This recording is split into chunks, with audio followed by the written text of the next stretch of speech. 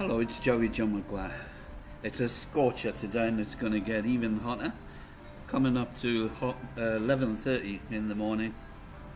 In Fulham, I'm in my favourite watering hole. It's a Young's pub. It's the Cock Tavern. I'm sure you've heard me say it many times before. Retro pub with a beautiful retro garden. Just been refurbished and it looks stunning.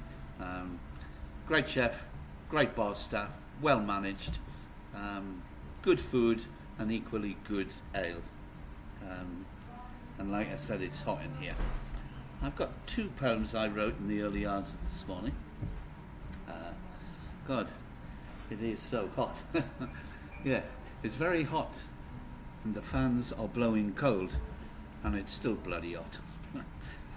Anyway, the first of 2 poems. It's called San Ignacio. It's about Cuba. Between the Everglades and Cancun, almost adrift in the Caribbean Sea, a sentry post for the Gulf of Mexico, in Havana port, just off Chinatown, sits San Ignacio, quite run down.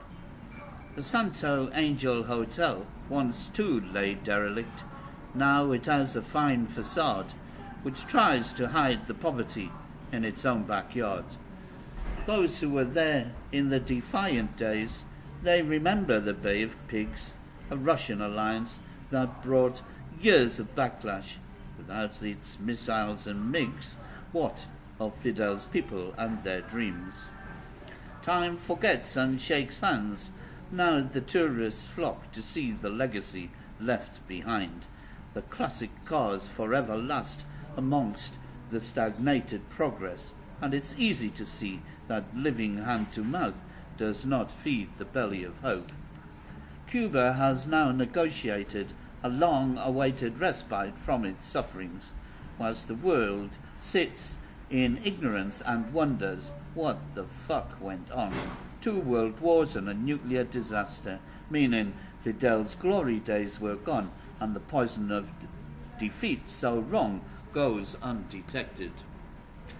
Fear not, for hope will see one day your Cuba rise, and Westerners will feed the bellies to reignite the souls that have been lost behind your eyes. People will travel worlds apart and from afar to hear the history behind the Cuban car. Between the sea and Chinatown, amongst the new and old, the heart of Cuba beckons you to San Ignacio, still sound and bold, and all the other Cuban streets that you'll see along your way as Cuba melts deep in your heart to brighten up your day. I wanted the end to sound like a Cuban greeting card, and I think that's exactly what it sounds like. That poem's especially for my dear friend Paul Wheeler, as promised, and I hope you like it, Paul.